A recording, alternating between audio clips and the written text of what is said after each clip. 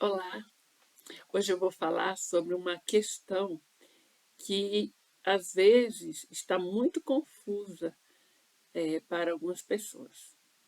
Eu sempre abordo essa questão no, nos cursos de tarô, tá? Principalmente logo nas primeiras aulas, porque eu acredito que uma pessoa tem que saber algumas diferenças que existem. Então eu peço a vocês, dê um like, se inscreva no meu canal para receber mais informações, que eu vou estar sempre gravando aqui, e principalmente ative o sininho para vocês não perderem nada, tá bom? Então vamos lá. Muitos confundem tarô com cartomancia e com cartas ciganas, tá? O que que acontece? Por que que as pessoas têm essa dificuldade ou essa comparação, né? Muito bem, vamos começar com cartomancia. Na verdade, toda a história do tarô e também com cartas ciganas começou com cartomancia. Na época, mais ou menos, isso é o que nós temos de oficial registrado. 1430, por aí, um pouco antes, tá? É no século XV, mas acredito que foi lá pelo século XIV, por aí. Os nobres da realeza ofereciam jantares. E, após o jantar, iam para uma sala tomar licor. E nessa sala, tomando licor, o anfitrião convidava um atrativo ou uma atração. E eles gostavam muito de mágica. Então chamavam as pessoas para fazerem mágica e impressionar com ilusionismo, né, os seus convidados. E aí chegou a cidade, numa época, isso vamos colocar, foi lá na França, mais ou menos. Chegou a cidade, os mamelucos. Mameluco é uma mistura, né? São a mistura de branco, de europeu, aliás, com indianos. E eles chegavam em carruagem. E daí começaram a chamar de ciganos, depois, posteriormente, né? E esses mamelucos chegaram na Europa, foram subindo, né, lá até chegar ao norte da Europa. Então eles foram para a Espanha, França, perdão, é, França, Espanha, Portugal não foram muitos, né? Mas ficou mais nessa região, Itália, ok? E lá tinha esses jantares. Uma certa ocasião, chamaram um deles, né? E esse chegou com cartas normal. Na época jogavam muito truco ou trufos, né? Era um jogo que tinha com cartas de baralho normal, que tem do ás ao ás, né? Do ás ao rei, né? E ás de copas, ás de paus, e todos os naipes de copas, de paus, e as cartas da realeza, enfim.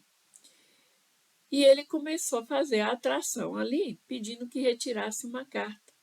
E dessa carta ele falava para a pessoa o que estava acontecendo na vida dela. E dava certo. E, na verdade, o que estava acontecendo ali? Ele estava usando a mediunidade, suas conexões com o eu superior perfeito, onde ele buscava informações no inconsciente coletivo. Então, ele era considerado um adivinho, né, que fazia adivinhações através das cartas. Daí surgiu o termo cartomancia. Então, vários cartomantes atuavam e ainda atuam, tanto na Europa como aqui no Brasil e em várias partes do planeta. Cartomancia, utiliza-se de cartas comum, onde nós temos 4 naipes, 10 cartas numeradas de cada naipe, 40, e nós temos de cada naipe 4 cartas da realeza, que é conhecido como valete, né?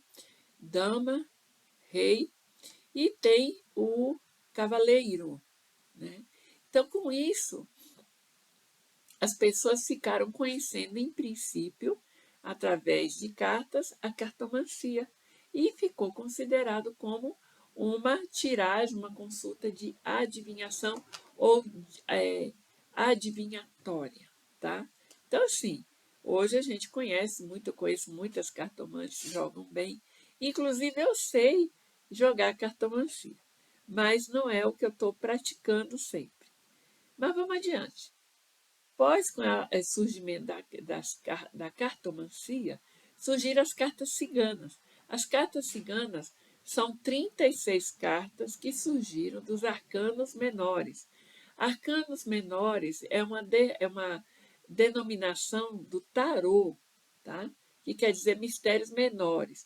Mas são, o que são os arcanos menores? As mesmas cartas da cartomancia, só que não tem desenhado o ás de copas, né? O ás de paus, o 5 de paus, né? O 10 de ouros. Não, vem uma iconografia. O que é iconografia? São os desenhos que aparecem nas cartas. Então, estes desenhos que aparecem nas cartas, eles trazem uma representação arquétipica. E o que é que aconteceu nas cartas ciganas? 36 cartas, tá? Das 56 cartas de baralho comum da cartomancia, né, foram utilizadas para criar as cartas ciganas, que também tem uma iconografia própria. Então lá ela tem o quê? O urso, o rato, né? As montanhas, o livro, as flores, a dama, o cavaleiro, e aí vai, a cruz ou crucifixo. São 36.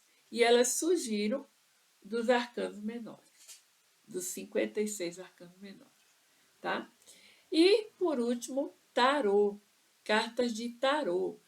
A carta de tarô ela é composta de um deck. Um deck é um conjunto de cartas, onde temos dois grupos, arcanos maiores, 22 cartas, e arcanos menores, 56 cartas, completando o quê? 78 cartas, 78 lâminas. Então, todo o conjunto, todo o deck de cartas, que você chegar assim na loja, for comprar e ter lá 78 lâminas, 78 cartas, é um tarô. E ele tem que ter 22 arcanos maiores e 56 arcanos menores. Os arcanos menores surgiram da cartomancia, que são aquelas 56 cartas, onde temos 10 cartas de 4 naipes diferentes, 40, mais 4 cartas de 4 naipes diferentes, cartas da realeza, 16 ao todo. Quantas cartas? 56 cartas. 40 mais 16. Tá? Então, aí são os arcanos menores. E os arcanos maiores é composto de 22 lâminas que surgiu mais recentemente, até no século passado, inclusive. Foi uma canalização e esses arcanos maiores, ele tem uma procedência da Cabala, tá? Então, o que que tem nas cartas? Tem o mago, a sacerdotisa, a imperatriz, né? O imperador. Aí vem todos aqueles naipes dos arcanos maiores. Os enamorados, o carro, a justiça, o eremita, a roda da fortuna. Estou falando na ordem, né? Depois da ordem da fortuna, a força, o enforcado, a morte. Depois da carta da morte vem a temperança, o diabo, a torre. Depois da carta da torre vem a estrela, o sol, a lua. Depois vem o julgamento e a carta do mundo, que é a 21, e a carta do louco, que é a 0, mas a gente, contando ao todo, soma-se 22 arcanos maiores. E junto com os 56 menores, 78 lâminas. Muito bem. A cartomancia é um oráculo, a carta cigana é um oráculo, e o tarô é um oráculo. A cartomancia é adivinhatória. As cartas ciganas são adivinhatórias, tá? E o tarô, ele não tem o objetivo de ser adivinhatório.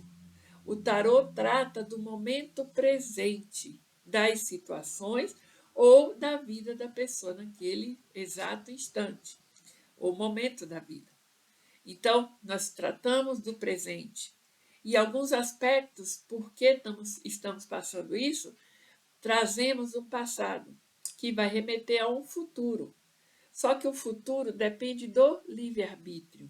E o tarô mostra que está na grade de programação. Grade de programação é tudo aquilo que nós, enquanto energia espiritual, redigimos no contrato existencial, né? As cláusulas, ou seja, episódios de nossa vida. Com tal idade vai acontecer isso, com tal idade aquilo, e nós vamos colocando os eventos na nossa grade de programação. E aí sempre eu falo, a gente registra no cartório da astrologia, no cartório da numerologia, encontra algumas testemunhas, e aí pronto, nós estamos prontos para chegar no planeta Terra e viver a nossa grade de programação, que é casada, conjunta, agregada a outras grades de programação das outras pessoas. Daí nós montamos o nosso cenário, o nosso elenco de participação em grupos aqui nesse planeta Terra. Aí o tarô, ele vai trazer um momento que a sua grade de programação está passando, em vários aspectos, afetivos, profissionais, espirituais, saúde, trabalho, coisas internas, mentais, emocionais. Tá? Ele vai trazer aspectos, o que está acontecendo com a pessoa, por que está acontecendo aquilo, onde que isso vai dar, mas como corrigir também. Tudo no aqui e agora, no presente. Então, é assim que eu denomino o tarô. E quando eu falo tarô e a pessoa vem aqui para uma consulta, eu digo assim, uma consulta de tarô. Na verdade, tarologia. Nós vamos estudar o tarô da vida dela naquele momento. É isso. Então, a gente não vai trabalhar com adivinhações, nem com futuro. E eu denomino de tarô terapêutico, porque eu passo 1 hora, 1 hora e meia ali ajudando a pessoa a sair melhor do que chegou na consulta, ajudando a pessoa, orientando a pessoa, né, a ela entender alguns aspectos pelos quais ela passa naquele momento. Então, não tem pessoas que têm receio, né? Não vou fazer uma consulta de tarô porque vai mexer com seres do submundo, vai mexer com coisas das trevas, vai mexer com a escuridão. Não, não é isso. Uma consulta de tarô para mim é uma consulta terapêutica. E é assim que eu atendo meus clientes há 26 anos com tarô. Então é isso que eu queria passar, meu recado de hoje. Não tenho receio. Tem pessoas que vêm aqui todos os meses, tem pessoas que vêm de 3 em 3, de 6 em 6, de ano em ano, mas voltam e indicam para muitas pessoas. Tá bom? Gratidão por você estar aqui conosco no meu canal. Não esqueça de dar o like, né, de fazer sua inscrição e de ativar o sininho. E se quiser comentar, fazer alguma pergunta, as cartas, pode usar aí os comentários, que quando eu tiver, parar um pouquinho, eu vou respondendo gradativamente. Gratidão e até a próxima.